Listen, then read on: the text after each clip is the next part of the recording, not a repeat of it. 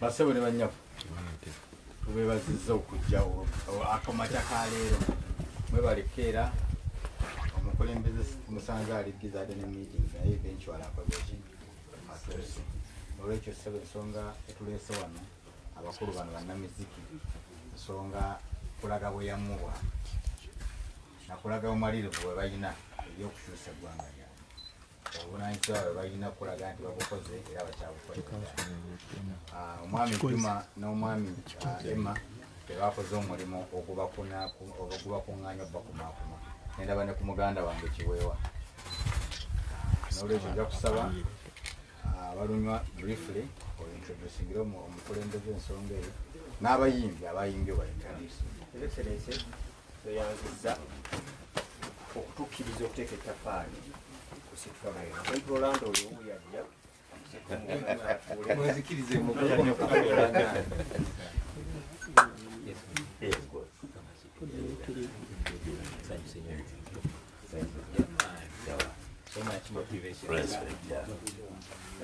ekitiibwa mu bufunze obw'amangu ffe bapromoters abeegattira mu nsonga eno egamba nti Bobby for 2021 wetuli wano tukulembera mukulu Emma Sserugo ono nze mwogezi we tulina omukulu Ronald Muyomba ono tulinayo ku tiimu tulina Michael Baana oyo ne Mami Fred ono wetuli abazze olwaleero wano naye twalijesaliza bamembers soka 63 ebbali era tujja kulaga nti genda kufunayo ku bayimbi abatali bano boli mu kulaba ng'ekigendererwa kyaffe kyakulaba nti twagala kutwala information yaffe ey'omuziki ku ground mu lulimi oluwulirwa buli muntu mu kitundu mwali era oluyimba twasookola lwayimbiddwa abayimbi 9 lwakulembezwa Aziza Bafana omusajja oyo eyakulembedde naddiirwa omukulubazi we Kapo yapafomize mu luyimba olwo Prince Ali yabaddemu Mukasa Kabeya ono yayimbye mu luyimba olwo Grace Khan yayimbye Aida Mugo ne Sasha Brighton Melody yayimbye naye tasobola kubeera wano naffe ne Henry Mwanje twakoleddwa abantu 9 composition y'oluyimba olwo tewali muwandiisi mutuufu twali ffenna mu studio nze nono ne Ronald n'abayimbi ne Bafana oyo nga tugamba nti tutunuulire ensonga twatasuka kwebuuza ekintu kimu nti bwe bakugamba okuwaana NRM ogiwaana naki ne tubinoonya ne bitubula kati bwe bakugamba okwogera ensobi zaayo ng'ate nnyingi nnyo ekyatuyamba okukola oluyimba olwo amahangu ekyo twali twogera byangu wakuba twabijja mu myaka 39 evaasi yono omukulu etandika era tugenda kusaba ka vidiyo kaffe tukazanye wano kalabikako oluyimba olwo bwe twamaze ne tuddamu version twakkiriziganyizza nti buli wiiki olunaku olwokusatu ng'olwaleero lwakubiri olw'enkya tulina okuta oluyimba n'abayimbi ab'enjawulo oluyimba olwazzeeko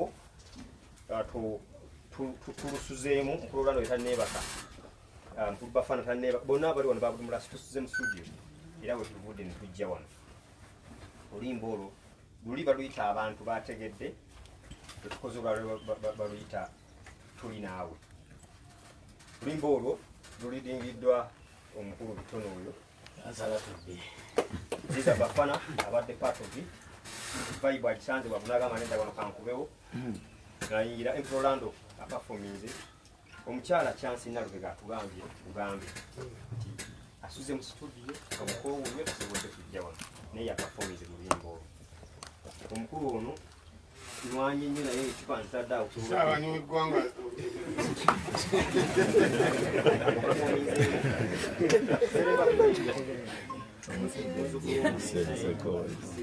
mutabani w'omugenzi atadde mu kitundu ne mwami Kasibe Kapo so ne tuba nti essaawa zino nnyimba zaffe 2 ziwedde tukusaba His Excellency ozanveiringe wano twakola omukolo ogwasooka luli bw'otaaliwo naye watusindika Kayemba yajja tukikola twagala kugamba bwetu nti buli luyimba tugenda kumalanga kulukolera vidiyo olw'abantu obutagattako byabwe. Tetwagala konsepti yaffe eri muntu ebe tuyiyiriza gituba tutambuza.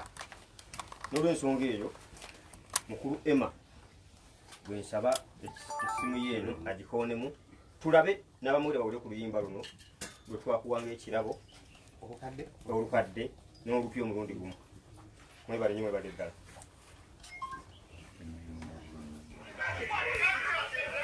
Tulina kadrama abakulu tebasobodde kulabika.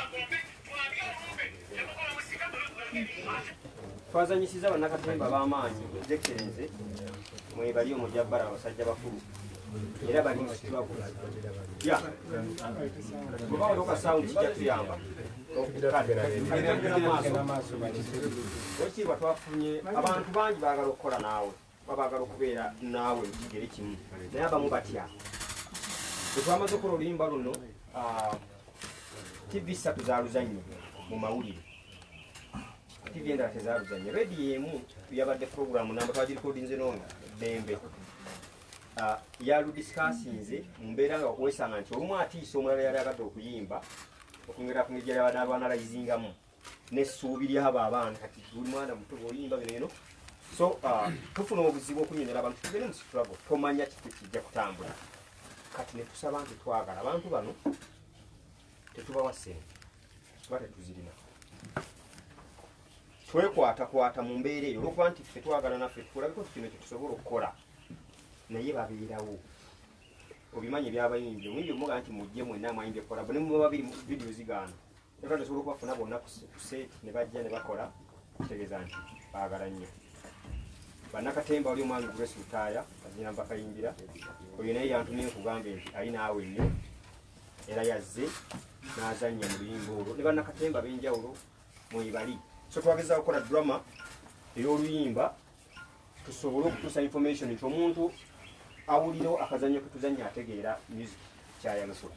Twebale nnyo ssebo, twebalire ddala olw'obudde katugende kayimba nabo ekyettako ekirala nyanza ssebo.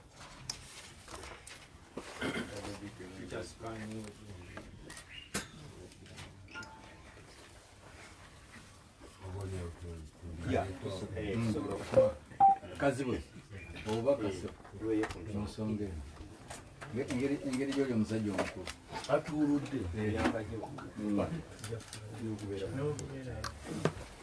ambalamusizza nnyo mwenna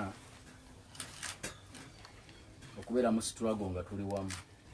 Tukibeddemu ebbanga naye nze kayimba ndowooza nga yakimanyi naye ng'abala alaba muntu asirise ate sitandise kati ze n'okutandika kwange okulonda mu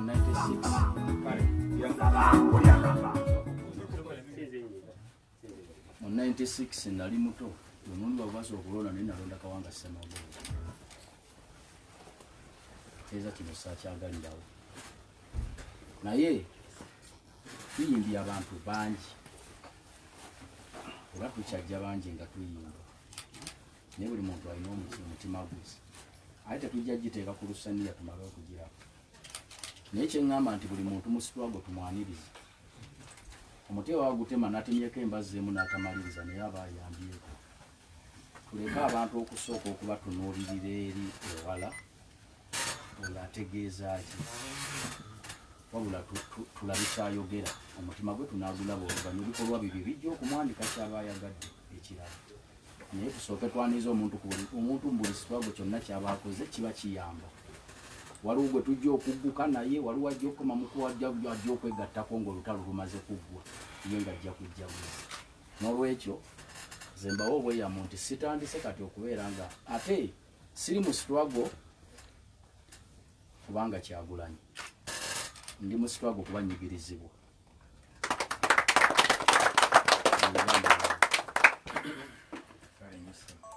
Nja kwagala nnyo okuwulira ku maloboozi g'abakyala tuteeka okuba emitima giri gitya mumaliridde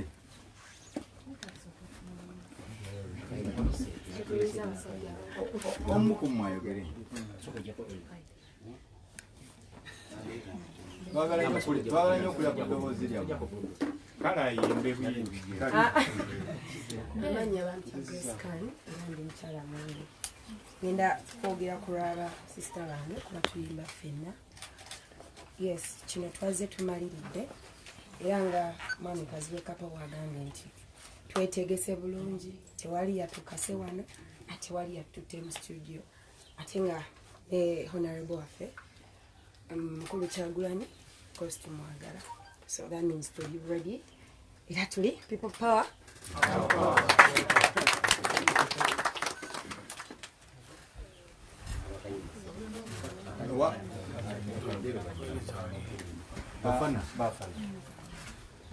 Bane mbalamusiza nnyo gansubire muli bulungi tuli majje just okubanga tuli ku kisimbe kino kyakubeera nti ffe twakitandika dda ngakuba nti ffe twagala nnyo okukola ekintu nga twetumye ng'omukulembeze bwe yeetuma n'akakasa nti kino tekiriko gaggawala tekiriko kyobula eno ensonga ekwata ku buli sekinnoomu n'abalijja mu generations zonna. So kati naffe engeri tuli majje amagye tegalwanira amagye waliwo ebyokulwanira kyekiba kitwajja ntugala tuli bamagye. So mu nsonga eno nze ndi wano okuga nti natandika dda kampeyini yange ey'okuba nga njogera ku ABC facing eggwanga biri facing okubanga eggwanga litundiddwa okubanga malwaliro temuli maddagala okubanga abantu beetaaga family planning ebintu bingi nnyo byenze nnyimba naye nga abantu tebabiwa budde abantu tebawa bintu by'amakulu ebyo budde.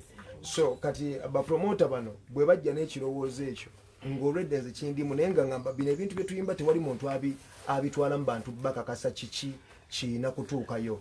Nengamba kati tukola ebirala naye nga ate bino byagala okukola tebiriiko bantu babitwalayo. So bwe twafuna bano bagamba ffe tusobola okukwata buli kyemukola ffe bye tuyimba nze mbiyimba kitegeeza siyimba kintu nga sikitegeera nyimba ekintu kyentegeera ekikakasa nti nno eggwanga lino liri koota ku kwe lirina okuba teriri ku standard bwena kuba abatambudde mu reality nabo batosomye okiraba n'ekigenda maaso. So tuli wano mu mbeera eno ey'okuba nti ndi ku kisinde ky'okuba nti nno eddoboozi ery'okuba nti eggwanga likyuka tufuna okukyuka kw'eggwanga ssebo ndi awo wennyini era ndi magye era njalo bategeeza nti omuba bandimanyi nti abayimbi tebalina amagye gwe kati amagye gazuukusa okubanga ssebo pulezidenti w'ekintu kino ayinayo amagye era ogenda kabum amagye ga people and we are the power kabum Abudu muraso. Abudu muraso balaba. Omusajja kyasibafamu. Ate famu geragira wano. Era kwambala so balaba abaganda bange. Ndange bwentyo mbaddewo okumala ebbanga ng'era ndi ku luwenda luno olw'okuza okulaba nga abantu bonna abali mu mbeera embi ate nga mbalwanirira. Nze nkuba obuyimba bungi nnyo byali mu pulaani people power. Obuyimba bwange tebukuba ku TV naye ate butambula mu bantu beeyo ebbali. People power gyekali waliwo akalala ke nnafulumiza bakayita tukyuseemu oba tubeererewo. Ako nako gyekali katambula mu bantu ntambuza awo mu social media naye walala wonna. Era nzize nga ndi mumalirivu nti nsobola okubeera era mu luyimba olwo olupya nabaddemu era n'enduyimbo jjadduuliriza bye nayimbyeko. Era nga nkusaba Bobby nze nzize mu kirowoozo kyange ne bannange nga tuli wamu tukusaba entebe yo twagala ogituulemu ne bw'ogituulamu jjukira obulumi bw'abantu n'amaziga g'abantu ojjukire emabega ogambe nti abantu biki bye baŋŋamba nze kyenkukuutira tova ku mulamu. Nze ndiko wa mukulu waffe Emperor Orlando.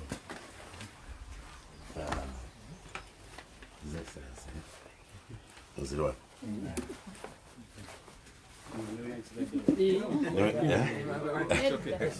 Yeah. Okay. Can I sit down? It's okay. Mwenna betukola omulimu ogumu nsanyuse nnyo okubeera wano kuba nate n'empewo za wano zo bwe zikufuuwako omanye ekyenjawulo ekibaawo. Kiba kya bulyazamaanya nnyo ebbanga lino lyonna okubeera nti oli munnayuganda ate ng'oyagala ensi yo ate ng'olina okubeera nga ofuna oba weyagalira oba ofuna ku bimu ku byonna eggwanga lyo byeriyina naye n'obeera nga ate towaayo oba okubeera nga otunda omwoyo gwo olw'ebintu ebitonotono ebibaawo. Ebintu bingi nnyo ebigenda mu maaso ebitatuukiridde naye nga bangi babiraba naye nga abalala tebasobola kwogera naye nga ate ffe abasobola okwogera mu mbeera ey'okubiisa mu nnyimba twetuddeko. So nvuddeyo ne ŋŋamba tikantwala ettaffaali lyange ndigatte mu struggle, ekintu kibeere nga kitambula, abantu basobole okubeera nti bawulira obubaka butuuke mu bantu bonna, enkyukakyuka ebeerewo. Emusanyufu nnyo era nkwebaza nnyo muganda wange, twebale kukwasaganya kintu kino. Amen. Omugalo w'empolanga bitone eyanze omukisa ogumpeereddwa kuva dda abazze bangoberera mu musiki wange, nange ndi musajja ayagala enkyukakyuka. Specifically nja kwogera ku lw'abavubuka, kuba ndi muvubuka. Abavubuka tuzze tunyigirizibwa n'obukulembeze obw'eggwanga lyaffe Uganda mu mbeera ez'enjawulo ng'emirimu, okukwatibwa, okuttibwa n'ebintu ebiralalala. Olw'ekizampa emabegakaawo, nze muze mundaba nnyimbi ennyimba nga tubirekawo, naawe muzeeyo olibirekawo, abantu ba wansi katubasuulire ebibaluwa, tukyuse embeera mwe tuli. Kati gavumenti egenda otusipootinga bwetyo. Emabegakaawo nalina ekigulu kyange wa muzeeyi Misatu Ssemakula era bakikansolinga tekyaliyo, babagamba nti kuliko Nubian ndi kabadi kakuleeta Mr. President Bobi Wine ku kifo kya muzeeyi Ssemakula. Era poliisi yadiployinga abasirikale bangi ne batwononera ebintu.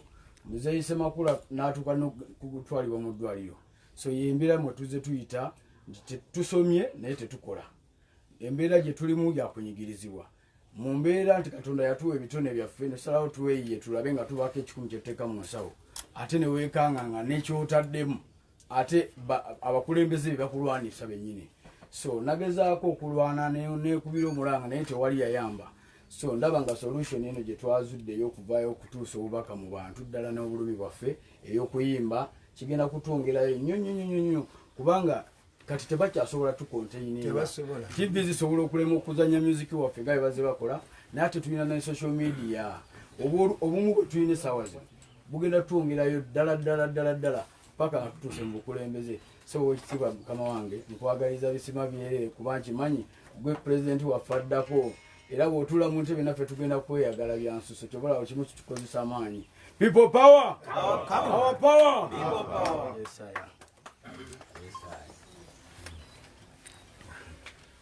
am. Webale nnyo bitone.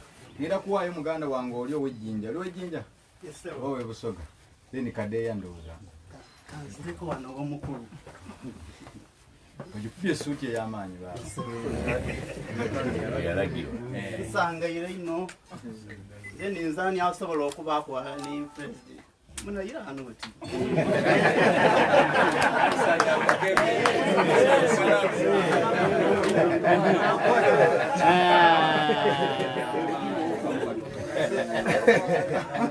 Nze kuvoyira ng'omulanga gwange ngutambuza mu Busoga. Asooka naye mbaako emba nti tulonda anaasobola.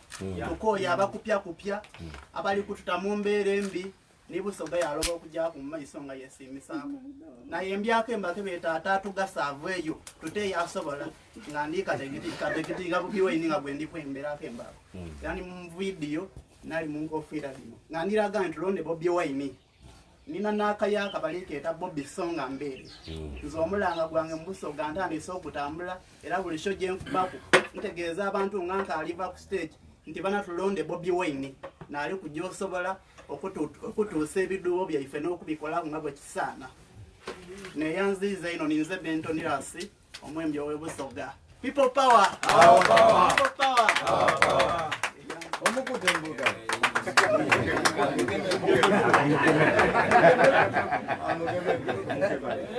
Kadeya. Okay. Basaba ne banyabo.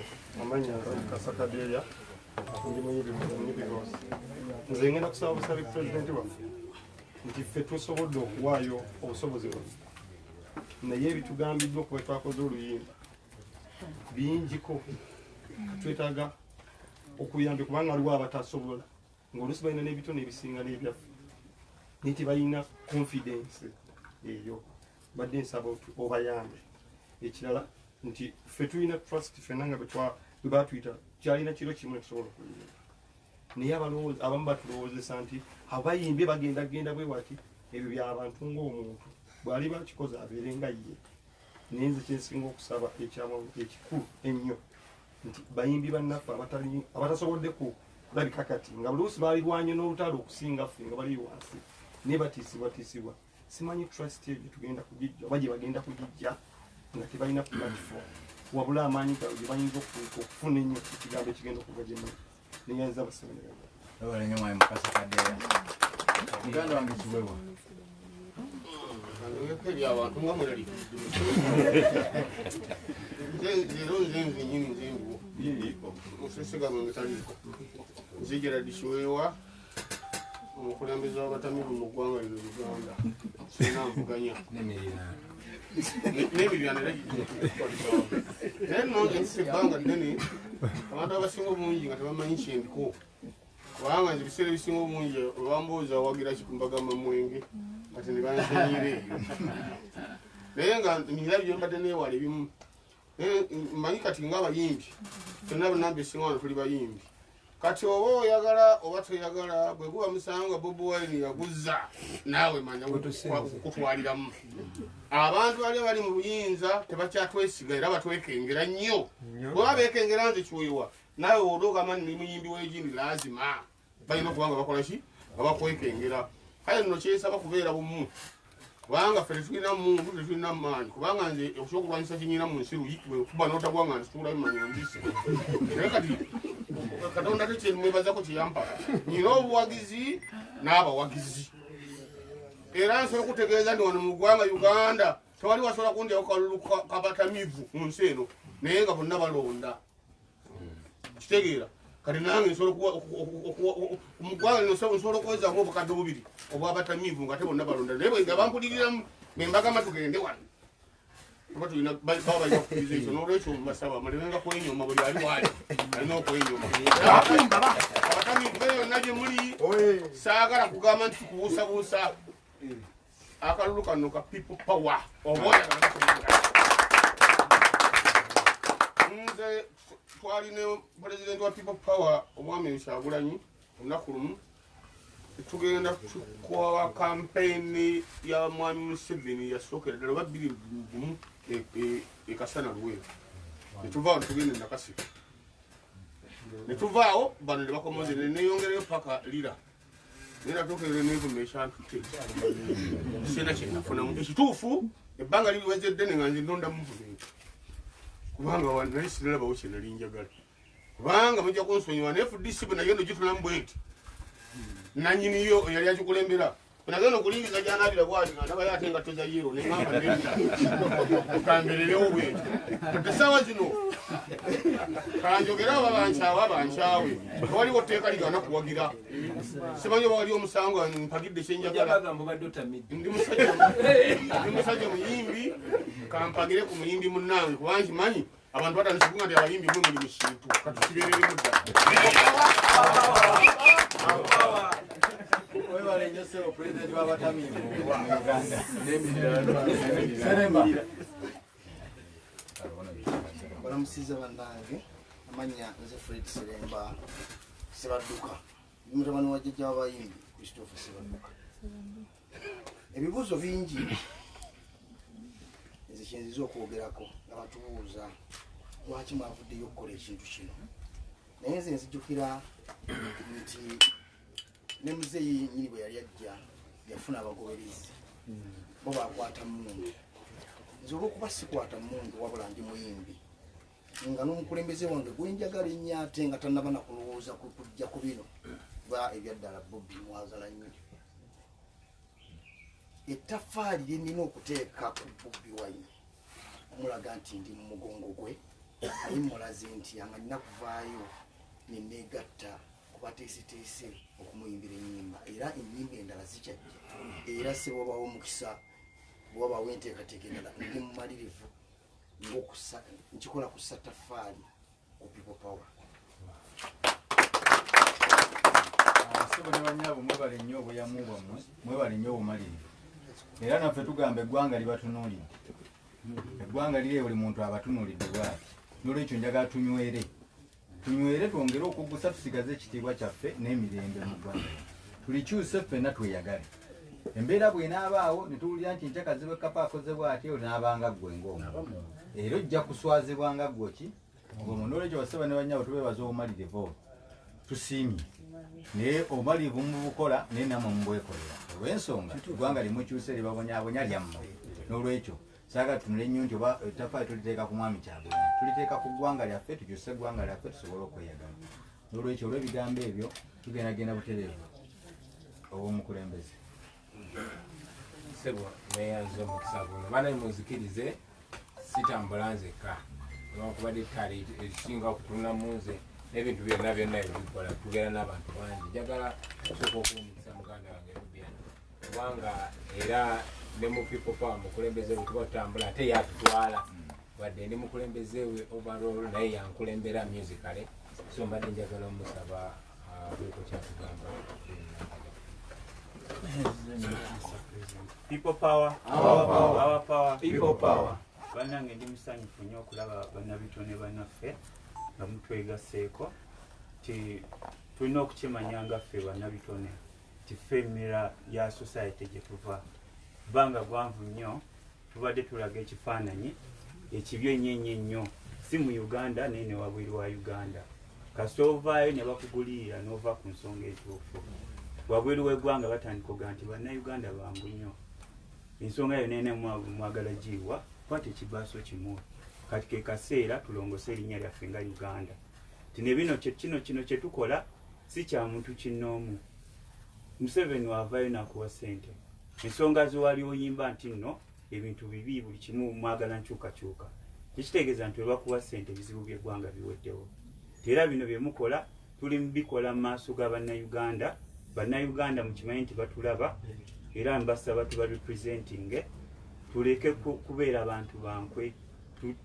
tufunye echansi okukyusa ekifaananyi kya Uganda ti Uganda eyonoonese yona gyogenda noga nti oli muna Uganda bakusekerera kubanga ffe kennyini tusobodde okulemezawo Museveni bukulembeze kulwaki bajja kuyitayo omuntu kinnomba mu ssente atunde banne naye nga bannabitone tusiimye nnyo ensonga ze muyimba ntuufu mukimanyi nti nno ensonga ze muyimiriddeko ntuufu era ne bannayuganda bayimiridde wamu nammwe tuyimirire ku nsonga entuufu tulabise buli kibi ekiri mu ggwanga lino yengeri yokayoka gye tujja okukyusa eggwanga lyaffe libeere litereevu ng'amawanga amalala tusiimye nnyo era tuba welcominga nnyo ne bannabitone abalala abali eyo nayonna tebabakangakanga tebabatiisatiisa tuliwo platforms nyingi nnyo gye tusobola okutambulizaamu music waffe nti waliwo social media basobola okontrolinga TV ne bakontrolinga radio naye guno omulembe tuli connected era mukimanyi nti no temuli mwekka muli ne bannayuganda bannange tutwale ensonga mu maaso ensonga si ya Kyagulanyi ensonga ya Uganda ne bannayuganda people power our power people power webale nnyo muganda wange Nubian banjagala nnyo bannange bino ebintu ebimu ne biwulirwa nga sijja ddoboozi lyange newankubadde nange mbaana bingi nnyo ebyokwogera naye nsanyuse mu ngeri enjawulo basinkana bamiziki bannange era njagala munsasi nammwe bannamawulire olumu lwenseerera n'enzira mu luyindi mundeke kubanga kati ndi ne bannange bentegeera ate ndishuwa nti nange bantegeera nsanyuse nnyo basinkana baganda bange zeno bwe mbasinkana buli muntu kumwe mulabamu ekitono nnyo abantu akakadde kamu kubanga baganda bange Uganda eno etunulidde ffe ensi eno etunulidde ffe historically n'ensi zonna ffe ba artist ngera Nubian wagambye tuli mira ya society waliwo omusajja yali artist yafanga tewali yali azaliddwa ku ffe bali bamuyita Okot Biteke yagamba artists are the mirrors of society era amini yali amubisanya nagamba nedda nze ndija sindabirwamu ya society era bw'olaba ng'endabirwamu kyekulakika kikyamu tojasa bwasa kyusa ekyo longosa ekyo so ffe ba artist tuli mira ya society tuli ndabirwamu y'abantu baffe kyetwogera kyekiri mu bantu so okulaba nga tusinkanye bannange nze kimpa nnyo essanyu siri wano okusookera ddala era nasanyuse muganda wange Kasibwe Kapwe bw'ayagambye tali wano ku lwa Bobby kuba kino si kya Bobby kino si kya Bobby baganda bange yes kyewunyisa oba oli awo Mukama bwe yanoonya anazanya paati eyo nansongamu yalinga asonga mugwe kapo yalinga asonga mugwe Bafana siri wano okuba nze nasinga okusoma siri wano okuba ntegera nnyo banjagala nnyo ebyobufuzi siri wano nti kubanga ndi musirikale naye muganda agamba oyitira omulalu mudde mu kyama baganda bange tuli mu nsi eyakafugibwe mwaka 57 ensi engagga naye batusiranyiza singa mukitunulira mujja kunyiiga nnyo ekyennaku nti baba boogera ku Uganda ne bwe bagenze mawanga malala bajaga hey, you come from the Uganda edda bayogeranga kwa Amin ne bajja kuga hey, Uganda Eddie Kenzo Jose Chameleone Ziza Bafana Juliana Kanyomozi mwe yefe Uganda so temwenyomanga baganda bange tuyina ekifaananyi kyamaanyi nnyo naye tulina n'omulimu gw'amaanyi nnyo nga ba artist okukikira abantu baffe beesunga baprofeso banunula ne batalabika ne beesinga osunga abadokita banunula ne beesunga balooya abakabi ne banunula ne babula okumala emyaka 34 Uganda abantu ekitundu 80 oba 9 ku 10 balinga mmwe baavu nga mmwe either basoma ne batafuna mirimu nga mmwe oba balema okusoma olwa fizi nga mmwe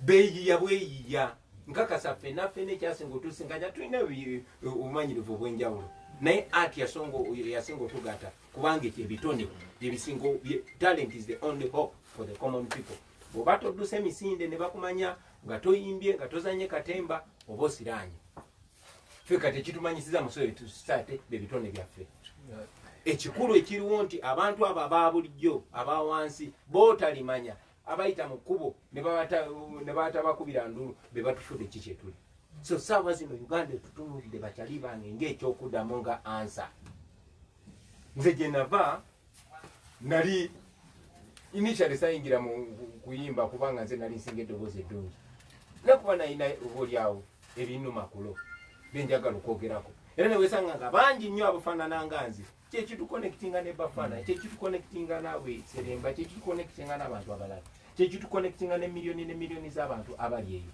kubanga bafaanana naffe ne bakuwuliriza ne bawulira nga beboogera boba oyogera abali wano kiweewo oyo ebiseera ebisinga amagezi gazampa ng'abadde nga mutamiivu tabijjukira nabbijjukira naye n'okuzimba obuzimbi wano oyo oba ojjukira olunaku olwo lwajja n'oŋŋamba gwewenzirangamu okusinkana njagala okusinkana ng'omaze okuzimba ennyumba era weebalire ddala nteino ku bugalo olimbo buli omu abuildinga munne Bafana nayimba ngoba oli awo tamanyira takigenderedde nakigendera naye nobumulira bwobanga okola fuba kyokola nga kyekirandiza ensi yo. That is the communication mwabitandika dda baganda bange Kazibwe Kapo tubadde nga tunyumya naye ebbanga lyonna era nga tutandika zino ensonga twasooka kusinkana nga ab'ekinywi Kazibwe Kapo, Hilda Mami, Mayinja, Kayemba, Lutaya ne tusinkana ne twogera ku nsonga eziruma eggwanga lyaffe ng'abo mukwano. So kimpa essanyu olunaku lwaleero nti tusinkana nga ba artist. Of course tusinkana nga tulina ebbala ebbi erituteekeddwako kubanga ffe ba artist batumanyi nnyo omuntu omulala eyo bw'atunda omwoyo gwe tebakirabanga kyamaanyi naye artist kyokoze bakiteeka ne ku bantu abalala kuba ensi etugoberera ensi etuwuliriza baganda bange. So kimpa essanyu lingi nnyo okulaba nga ba artist tusinkana ne tumanya amaanyi ge tulina. Twakyogerako ne mukulu Emma ne tugamba tuli powerful nnyo naddala ku mulembe guno mubadde mukimanyi nti Museveni tatyangako nga bw'atidde. Mubadde mukimanyi nti olunaku lwaleero abantu abali myaka gyammwe ne mu mbeera zammwe bali ebitundu 85 ku buli 100 mu Uganda muno. Bafana kyogeddeko abavubuka no bitone yakyogeddeko abavubuka abato kunze bali ebitundu 85 ku buli 100 mu Uganda. Kitegeeza abato ku Emma bayinza okuba bali bitundu 9 ku buli 100. Kitegeeza ki nti abantu batuwulirizaamu abantu abali mu Uganda abasinga bato baffe oba baana baffe ffe tubasongere kubo kati kye tukoze kye bagenda okugoberera engeri gye twerabamu gye bagenda okwerabamu. Baganda bange nga sinabagamba kintu kyonna kikulu, njagala mbagambe mukkiririzeemu, muli powerful okusinga bwe mulowooza. Muli bamaanyi baganda bange, era singa mumanya amaanyi ge muyina mwe bayimbi mmwe, singa mumanya Katonda kyeyaba investingamu ekyo, era bw'oba okibuusabuusa labira ku Kyagulanyi siri wanjawulo kumu, tulina ebitone bye bimu, abamu muli even more talented than me. It's a question of belief. Lo tebagitunda mu katale, okifindinga bufindizi muggwe n'ogamba okuva n'olwaleero siri bye mwagala mbeere, ndi bye njagala mbeere. Gwe kyeweerabamu kyebalaba, era bafubye nnyo okulaba nga nze banstopinga, baali bapulaninze n'okunzitamu akimanya. Bafubye nnyo okulaba nga Kyagulanyi tabuusa balala, kubanga bamanyi ne wavayo Kyagulanyi omulala n'owokubiri n'owosatu n'owokuna babafudde, kati abo Bakyagulanyi abali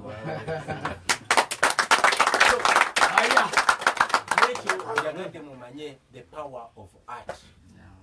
There's no revolution without art. Ate twesanze mu mbeera eno ekyennaku butamanya omanya kyetulina kyetulina, naye Katonda kya places mu ngalo zaffe atuwadde obuvunaanyizibwa n'omukisa ogukyusa ensi eno forever. Ba Miriam Makeba ne ba Chiko Chimola omukisa gwe bafuna myaka gy'ekinana mu South Africa tugufunye times 10, kubanga ba Miriam Makeba bwe babeererawo tewaliwo social media nga bagana olimba okuzanya ku TV kiwedde, balugana okuzanya ku radio kiwedde, ne kati ebituli bibayise buli wamu, tebasobola to stoppinga, tebasobola. So mwekirize mumanye kimuli ekyokubiri okurashinga fear. Be sure nti bwe balemu tukontaininga n'emiggo n'amasazi bamanya bw'okwata seremba oba omufudde star, bw'okuba kazibu kapa emiggo oba omufudde star, kati batunula ku bwavu bwo, oyo kazibu alina sente akola nomuyita nkuwazi. So ebyo bikulu nnyo mbadde njagala nnyo bibagamba. Now nziramu ekyasatinga people power siyenze. People power kirowoozo nti obuyinza bw'abantu, ssemateeka waffe constitution lyeteeka ekkulu, buli omu lyalina okugoberera Museveni. Kawaire akasooka akagamba obuyinza bwonna bw'abantu, abantu balina obuyinza. Kati gwe Kyagulanyi Emma baba asobola okusookayo mu bantu n'akuloopayo n'akulabisaayo, oba toyina kyosobola kugamba. Kati ffe tusingira bano abantu abatufugise mundu, kuba ffe tukonekitinze n'abantu, abantu yeffe. Bogenda amaanyi goyina abafana, you have the possibility, the ability to communicate to 10 million people in one day. Ekyo kyekyebeeyi ekitalina kyoyinza kigeraageranyako, naye kiri gy'oli osobola okiteekako ebbeeyi n'ogamba nze nkitunda kakadde oba bubiri oba busatu, oba n'ogamba no, kino gye legacy yange ng'eggwanga lyange nganze. Abajamaika bwe batusingira amaanyi, ensi zonna bwe zitusingira amaanyi, naye ekizaamu amaanyi nti Katonda atupulesinze ku time eno, ku lunaku luno, mu generation eno, nga byonna bwe birinadde ennyumya ne kyali wange omu nagamba you people have more than you need. Buli kye twetaaga okwenunula tukirina mu excess. Kuba tunula abali wano nti omusajja lwali awo nga tuli bayimbi batono abayinalo, ate n'abamu ne bamera akatengo, naye somehow n'abalala ne bayimuka, somehow n'abalala ne bayimuka. Kati bakyasobola tukontaininga, tebakyasobolera ddala. Tewali chance Uganda gye yali efunye nga gyeyinamu ffe kati. Essuubi tebaliinamu bannabyabufuzi, njagala kibagamba wakati mu kuwa bannabyabufuzi ekitiibwa. Essuubi tebaliinamu ba MP, nze ndi MP. Essuubi tebaliinamu ba looya baffe baani baliinamu mmwe, kubanga mumucommunicatinga directly, ate mwogera mu lulimi omuntu lwategeera. Nelson Mandela yagamba nti if you want a man to understand you, speak in a language he understands, but if you want a man to feel you, speak in his own language. Mwogera olulimi lw'abantu, nosaka akayimba oli n'asirika n'awuliriza akayimba, kumba akawuliriza naye n'abali emabega babiri bakawuliriza, oba bakusitopinze oba bakusibye oba bagambe tebagenda kakuwa ku radio, obubaka ne buyitawo. so njagadde nnyo ekyo kintu kyasaatinge baganda bange nti ffe tetwamanya kyetuli ate abantu abatunyigiriza ne babuuka mangu tuvolaba baali quick ne batayo be basse bakyali baffe bazigi wine aba sweet pepsi baali bagezaako tutekamu fya ne bagamba noyo Kyagulanyi munyige oba Katonda yagizanya atya nanzijawo kyali wange nayingirawo ne batamoyo n'ebyo byonna byali meant kuba kutekamu fya kati Katonda engeri gyatusomesiza natuuka wano nga tebanaba tunafiya nga tebanaba tukutula mugongo kati tuli wano bakyali bange tutunulya opportunity yonna gye tulina kuba ne wano twogera naye manyi nti ne ba artist bannaffe abali mu Uganda n'okwetola eggwanga nabo batuwuliriza bannange tuli kyamaanyi nnyo bweba nti ebyokulwanyisa ffe tuli kyakulwanyisa ate ekyokulwanyisa kye batasobola kustopinga kuba Bob Marley agamba music is magical because when it hits you don't feel pain but it hits so kati omuziki kyabugagga nnyo kyamaanyi nnyo naye tukikozeseza tutya of course kino nja kutwala omukisa guna nakyo nkyogereko kuba nadde njogera ne muganda wange Emaserugo n'abalala nti baafuba nnyo okulaba nti n'emikwano gye nyina bagitiisatiisa kyabolaba okubeera mukwano gwa Kyagulanyi ne baganda bange abamu ne basenga mwana wange ogenda kujja lwaki toze eri wiiki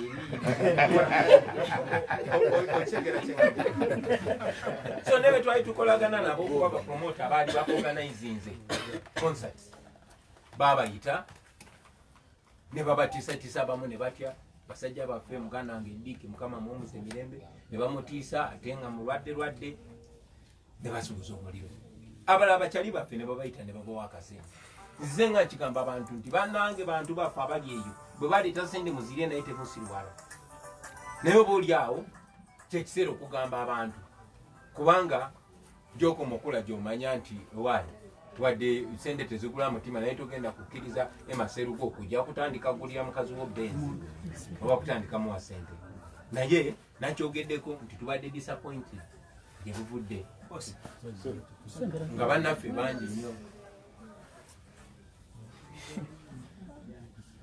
nga bannaffe bangi nnyo sente zibanafuiza bapromota bangi babayita tebabatemera sente gwe zetukuwa kati tewesembereza Kyagulanyi gwe toddamu kolagana na Bobi Wine gwe toddamu kutegeka shoze ne bava naakwa ekyo nga tebakyasobola kikwekerera omukulembeze w'eggwanga n'avaayo wakati mukumenya amateeka naga nedda ssebo Bobi Wine tajja biyimbayo mufunze ng'agamba ayagala kunkuba kivulu so ebyo byali bwe bityo of course kikuleetera ebibuuzo bingi kubanga twatandika ne ba artist bannaffe bangi ba artist muze mubalaba nga boogera amazima naye ne batuuka either ne bamutiisatiisa oba ne bamuliisa era tubadde nga tubagamba watya oba walya so ekyo nekireetawo embeera nti ate ne muyimbi munaffe gye buvuddeko omu yali Nduga yabaanaga nze nayogeranga amazima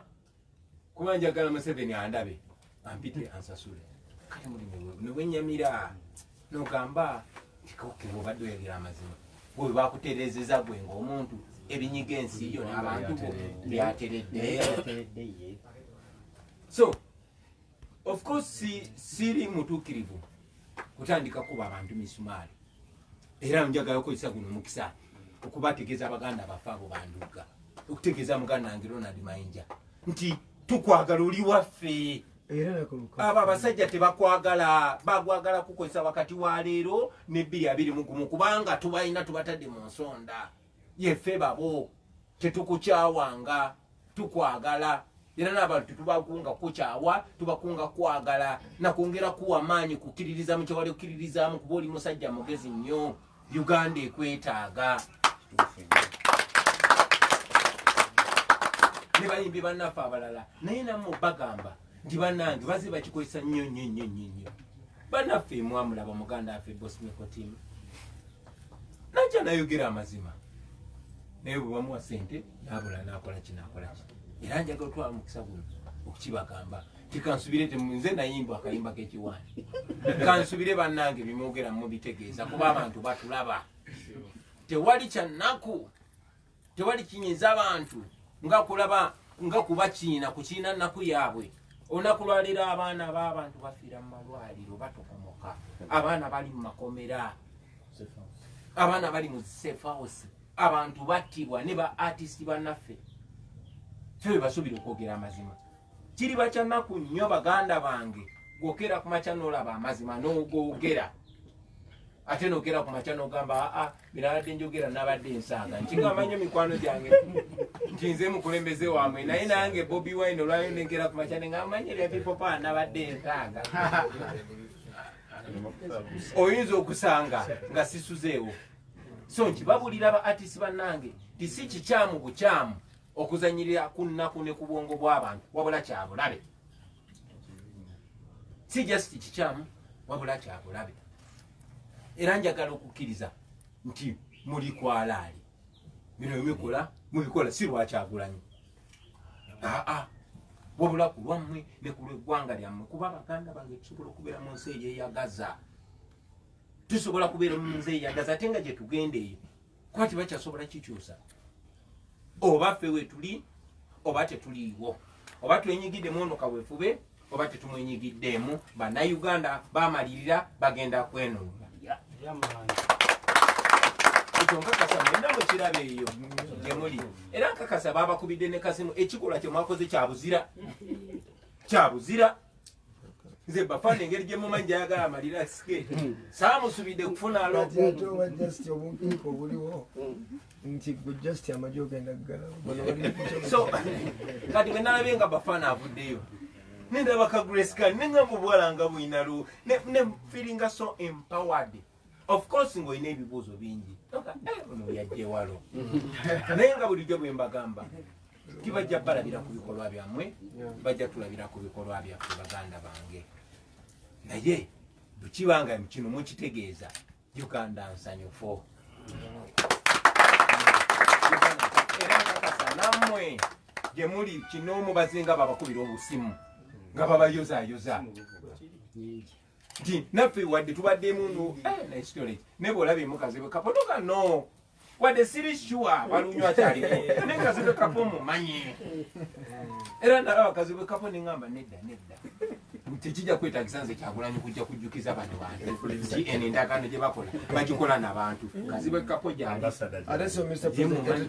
tekiraliikiriza gweka ne munne Uganda Forum ekigenda mu maaso mweraliikiriva era akuba simu kukakasa eriyo n'abalina amayinja amanene nga bakimanyi mugende mu maaso n'ekyo ekintu kyakabi naye nga ye agamba ndi mu ofiisi eno kuba sagala disappointi nga baginteekamu ku biragiro bye bampa naye kye muliko mukimanyi tuli mabega wammwe kati noddamu amayino omenya nti ate oli akwata enkebe tiwaba akyogedde kati ate ngenda kuba eddoboozi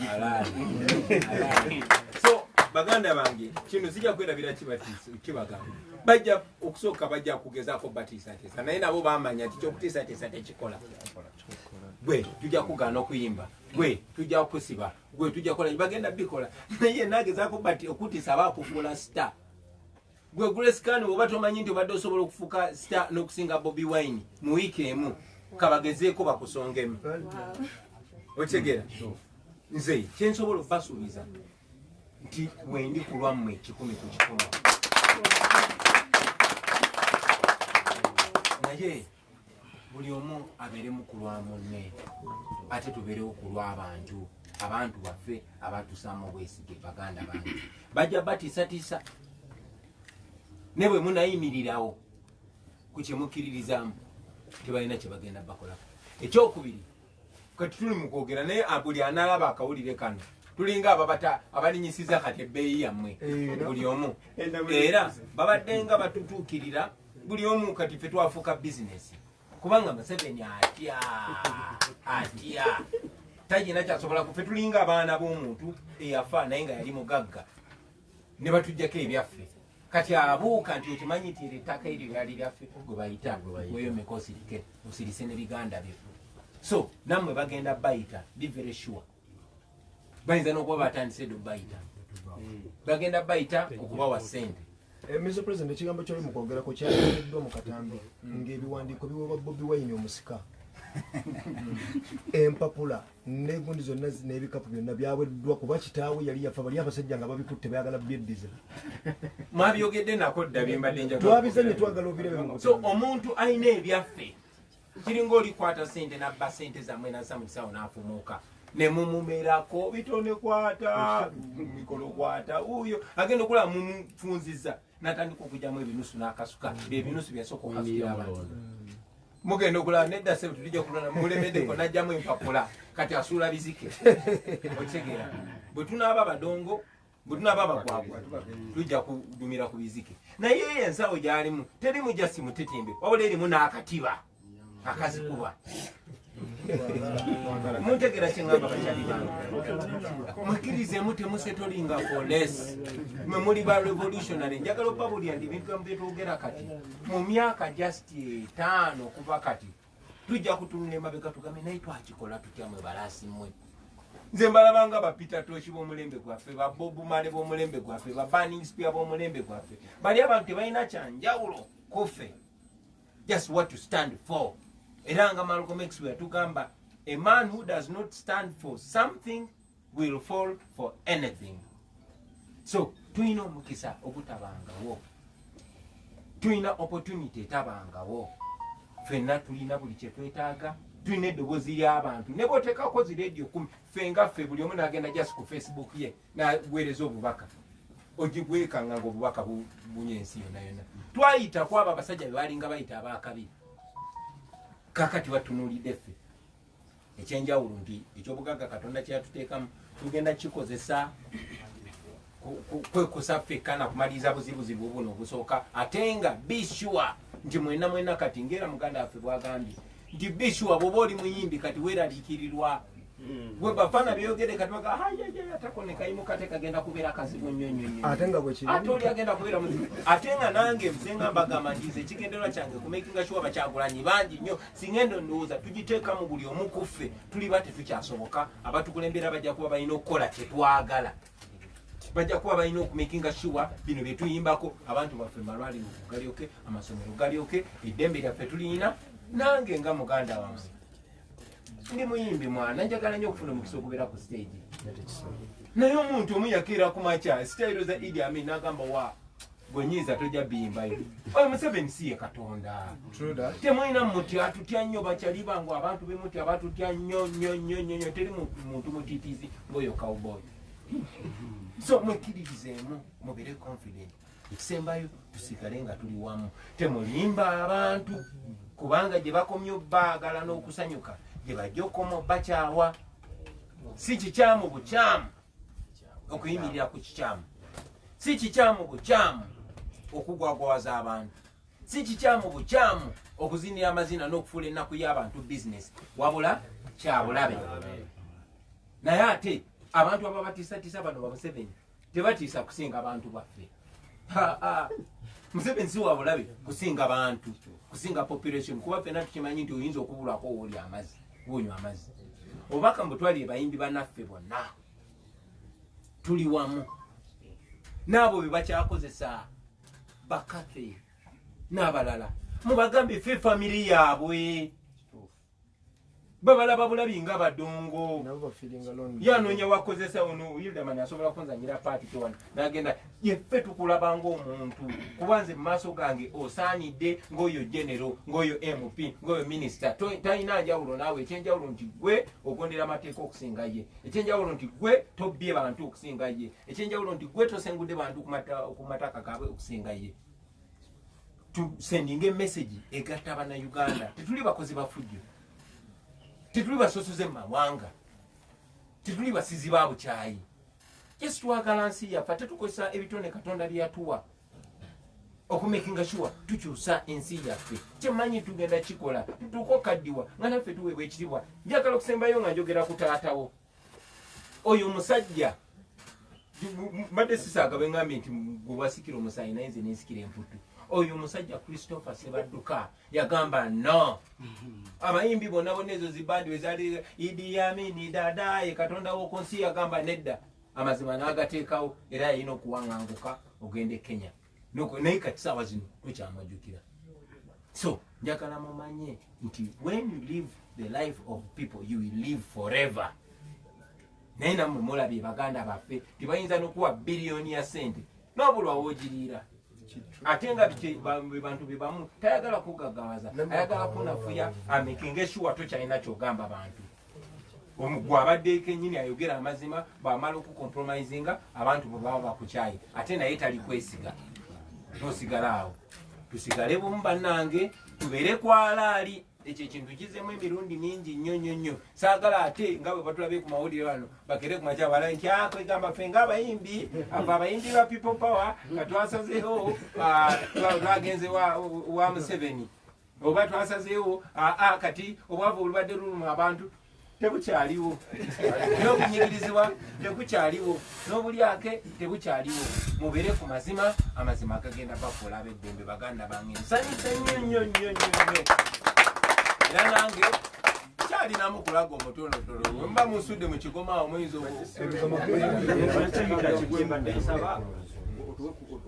bangambye ntidemuko ne mu luzungu Emma ndogere tutandike bannamawulire baagala ntidemu mu luzungu oluzungu teruba lungi mbadde ntiisa zijawako oluzungu tudemu mu luganda lwaffe mpozi ng'okyogera mu luzungu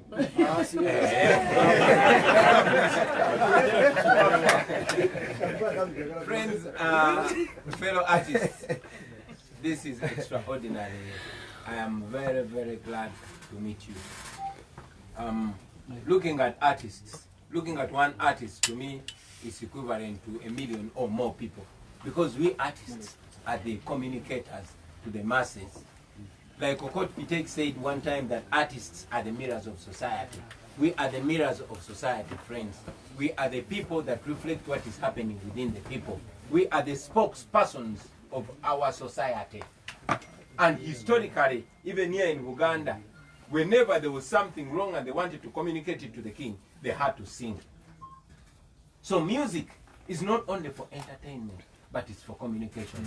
And in this time and generation, we are the people that God has entrusted with that responsibility. It is upon us to sell that responsibility for cheapness, or to turn that responsibility into a legacy that will benefit our children and our children's children's children's children. So meeting you here today is a big, big honor for me, is a big encouragement, knowing that not all is lost in the music industry. You've seen in the past that, having noticed that the emergence of Kyagulanyi as a leader of a revolutionary movement that intends to put an end to the 34-year dictatorship, there has been a move. Museveni has named himself man of the ghetto. He has sung. Now he's on a buying spree, trying to compromise us as artists. Having failed to intimidate us with violence or jail, now he wants to buy us. He has tagged a price onto us, and it is our responsibility to communicate not only to him, but to our people and to ourselves that we are not commodities, we are not for sale. So here, as we meet, as we are listening to the revolutionary songs that you're talking about, I want to remind you that in the recent past, so many fellow artists have postured to be speaking truth to power, but in real sense, they were trying to elevate their premium. They are trying to elevate their buying fee. I hope you are true to what you say, because like I've always been saying, people are going to judge you by your actions. And I've said it before, I'll say it again, that it is not only wrong to play with the pain of the population, but it's also dangerous. Because people trust us. Not we as individuals, but they trust in what we believe in. If you stand by what people believe in, they will go with you. If you divert from the path, from the values that we represent, they will certainly throw you under the bus. So, while I welcome you, my brothers and sisters, I encourage you to be strong, to be true to what you believe in, to remember that the people of Uganda have resolved to liberate themselves, with or without us. We can only factor in the idea of expediting their liberation, and we'll achieve it. We are artists that are such a resource to our country. And this is a message not just to you, but to other fellow artists out there. I've recently been reading the news about my comrade, Ronald Mainja. I've not had occasion to speak to him, but I want to send this public message to him, that we love him. Ronald Mainja, we love you. You are one of us. You are our fellow artists. You have played a very big role. You still can. Don't be intimidated. Don't be bought. Don't be reduced to what you are not. You're greater than that, and your legacy stands to live forever. And not only to him, but to our brothers like Brother Dedeku, like Brother Kusasira, like Brother Bosme Kotim. We are artists, and we are expected to stand for the truth, because our only resource are the people. You cannot constantly disappoint the people, because it is not only wrong, but it is also there. So with those few words, I want to thank you for embracing this struggle. Let's do what we must do. Don't fear them, because they fear you. Don't fear them. They are not God. God is on our side. The law is on our side. And the people are on our side. So there's no reason to fear. I want to thank in a very special way the artists that we've been working with. Artists like Young Muro. Such a young man, yet very resolved, very fearless. Artists like Comrade Dr. Hildaman, very resolved, very fearless. Artists like Nubian Lee, who has lost literally everything.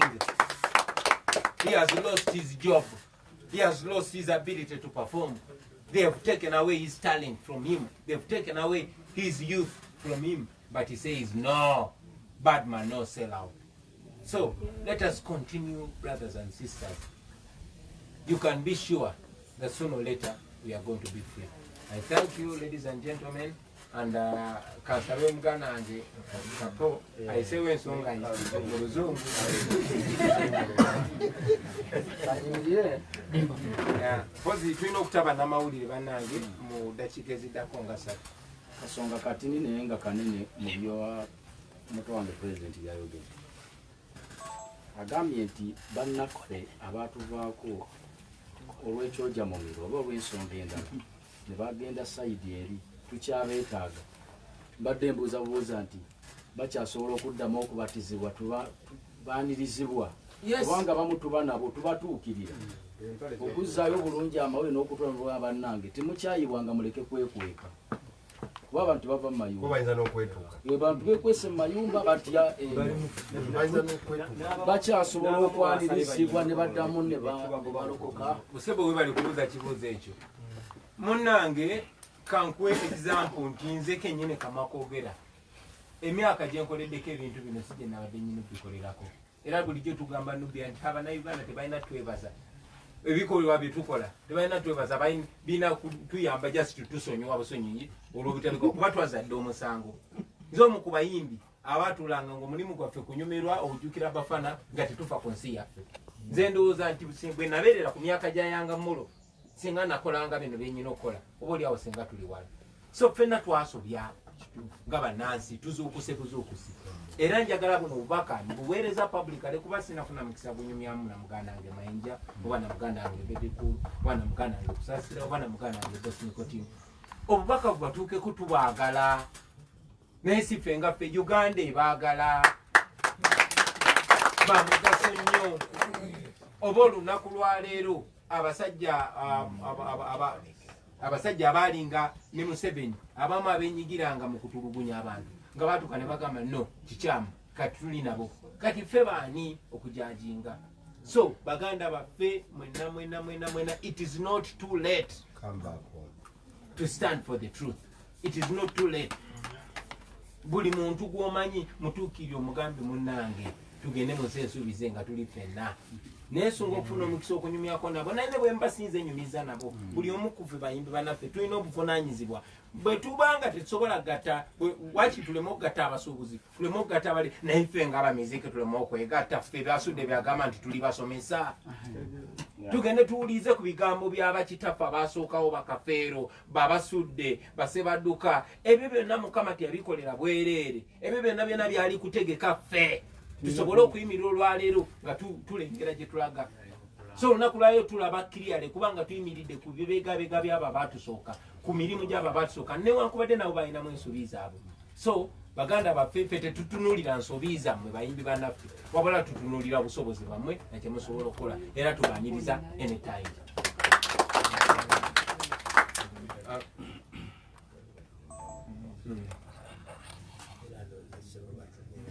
Basebo ne banyabo olw'obudde omukulembeze alina gundi endala gyagendako naye tugenda kufuna group photo nga batuzanya n'oluyimba Simpula kuba mukulu sebo DJ kati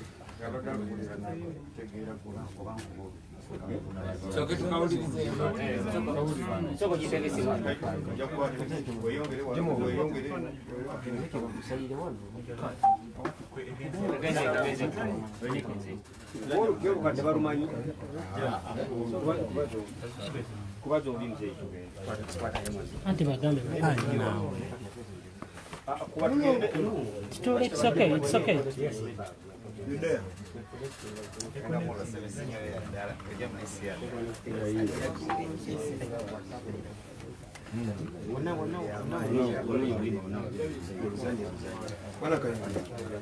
Tugendere ku kyogedde ekifaananyi